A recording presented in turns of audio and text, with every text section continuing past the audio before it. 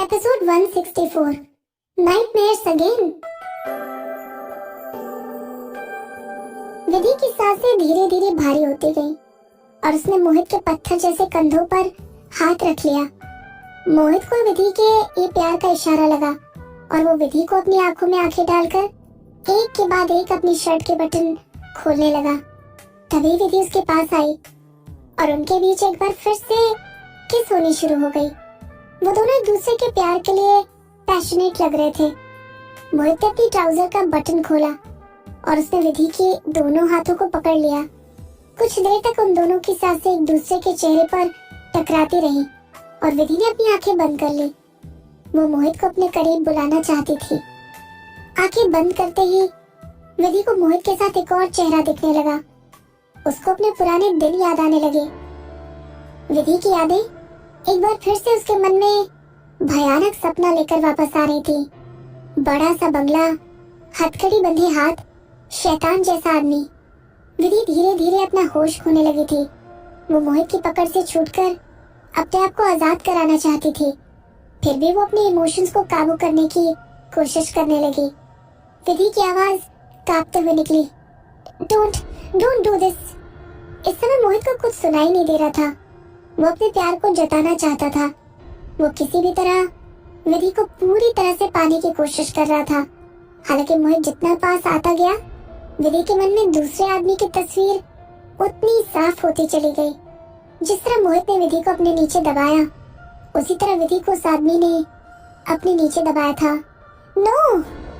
विधि का चेहरा बिल्कुल पीला पड़ गया और उसने मोहित को खुद से दूर करने के लिए धक्का दे दिया। जब तक विधि को अपनी गलती का एहसास होता, तब तक वो मोहित से काफी दूर हट चुकी थी। वो घबराती हुई बिस्तर पर सिकुड़ गई। विदुषी, मेरे पास आने की कोशिश मत करना। विधि ने डरते हुए मोहित को देखा और कांपती आवाज में बोली। मोहित के दिल को बहुत ठेस पहुंची, लेकिन उसने विधि के करीब आने की कोशिश नहीं की। उसकी बैक और चेस्ट पर विधि के नाखूनों के निशान साफ दिखाई दे रहे थे। फिर भी मोहित का कंफ्यूजन जरा भी कम नहीं हुआ। उसने अपने आप को बड़ी मुश्किल से संभाला और विधि से सिर्फ एक सवाल किया, आखिर क्यों? उसकी आवाज भारी और धीमी थी। वो दोनों अभी कुछ देर पहले एक दूसरे के साथ बहुत खुश थे। अचानक ही विधि को ऐसा क्या हुआ जो उसने मोहित को धक्का दे दिया? विधि के पास मोहित के सवाल का जवाब नहीं था। उसने अपना सर नीचे झुका लिया और उसके अंदर मोहित से नजर मिलाने की हिम्मत नहीं थी। वो जानती थी कि मोहित उसे किसी भी तरह से चोट नहीं पहुंचाना चाहता था। वो दोनों पहले से कपल थे और उनके बीच बॉन्डिंग बनना शुरू हो चुकी थी। लेकिन अचानक से ऐसे क्या गलत हो गया? विधि जानती थी कि ये गलती उसकी है, न कि मोहित की। उसने खुद पर, अपनी बॉडी पर कंट्रोल खो दिया था और वो अपने ट्रॉमा से बाहर नहीं निकल पा रही थी। जो कुछ भी अभी महसूस किया, वो सब उस शैतान आदमी ने किया था। उस आदमी ने प्यार को कब दर्द में बदल दिया, विधि को पता नहीं चला। वो अपने इस डर से पीछा छुड़वाना चाहती थी। विदुषी, मोहित उसके लिए परेशान था। मैं ठीक हूँ, मुझे बस थोड़ी देर अकेला रहना है। विधि ने खुद को अपनी बाहों में कसते हुए कहा, ठीक है, अगर तुम ऐसा ही चाहती हो तो मैं तुम्हारे साथ किसी तरह की जबरदस्ती नहीं करूंगा। मोहित अपने एक एक शब्द को चबाकर बोल रहा था। हमें एक दूसरे के साथ अभी पूरी जिंदगी बितानी है। मैं सही टाइम आने का इंतजार करूंगा। ये बोलकर मोहित अपनी जगह से खड़ा हुआ और बेडरूम से बाहर चला गया। विधि ने दरवाजा खोलने पर रोशनी को अपने चेहरे पर महसूस किया और तभी मोहित ने दरवाजा फिर से बंद कर दिया। अब उस कमरे में अंधेरे के साथ बिल्कुल शांति हो गई थी। विधि आंखें बंद किए अपनी जगह पर बैठी रही। उसको आरिफ की बातें अच्छे से याद थी। विधि, तुम मुझे भगाना चाहती हो? तुम कभी भी मुझसे दूर नहीं जा पाओगी। तुम हमेशा के लिए मेरी रहोगी। क्या सच में ऐसा था? आरिफ से बार बार टॉर्चर होने के बाद क्या विधि सच में उसकी हो गई थी? क्या वो दूसरे आदमी के हाथों से खुद को छूता हुआ नहीं महसूस कर सकती थी? विधि अपनी नई जिंदगी की शुरुआत कर चुकी थी। उसका शरीर अब उसका नहीं था, लेकिन फिर भी वो आरिफ को क्यों नहीं भुला पा रही थी? इस बारे में आगे सोचने के लिए विधि के पास हिम्मत नहीं थी। वो पूरा दिन अपने बेड पर बैठी रही आखिर में रात के अंधेरे में उसे डर लगने लगा और जब वो अपने कमरे की लाइट जलाने के लिए खड़ी हुई तब उसे महसूस हुआ कि मोहित वहां से जा चुका है। वो बेडरूम से बाहर लिविंग रूम में आ गई। उसने आधी खुली खिड़कियों में से बाहर की ठंडी हवा को महसूस किया। फिर भी उन हवाओं से लिविंग रूम में आ रही सिगरेट की स्मेल नहीं गई।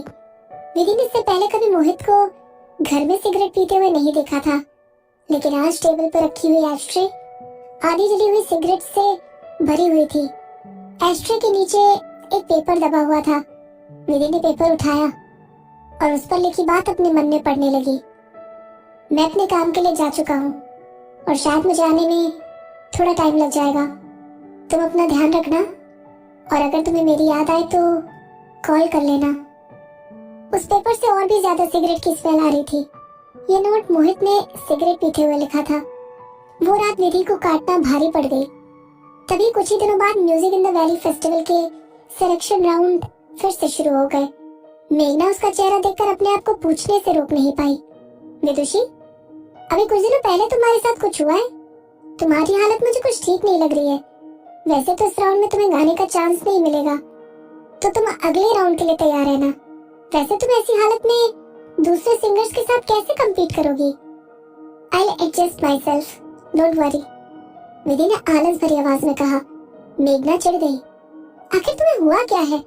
तुम अभी कुछ दिन पहले तक तो बिल्कुल ठीक थी। क्या तुम्हारे और बॉस के बीच कुछ बात हुई है?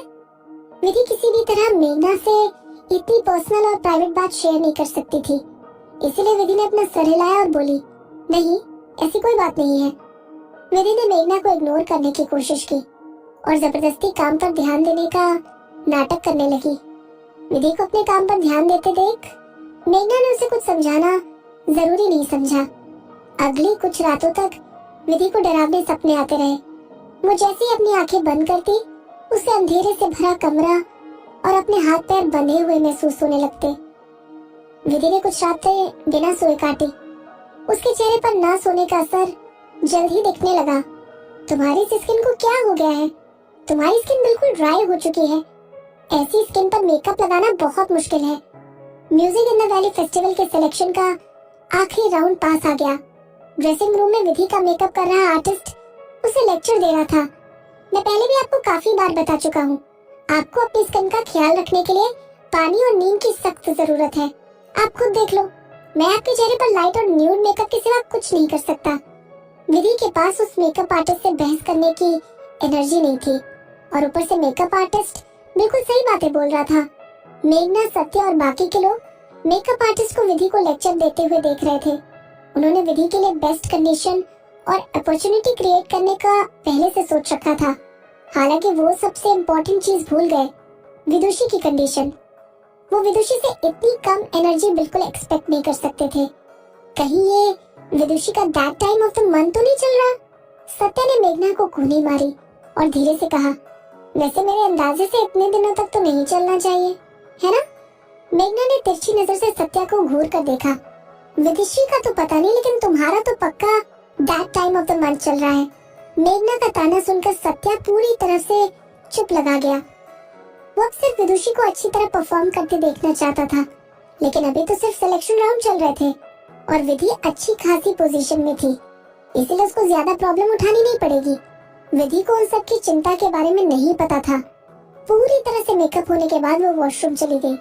वॉशरूम की तरफ जा रहा कॉरिडोर बहुत लंबा और भूल भुलैया की तरह था। कॉरिडोर में चलते हुए विधि को एक कोने से किसी आदमी की आवाज सुनाई दी, कम ऑन प्रिया, तुम्हें मुझसे शर्माने की जरूरत नहीं है, लेट मी टच यू।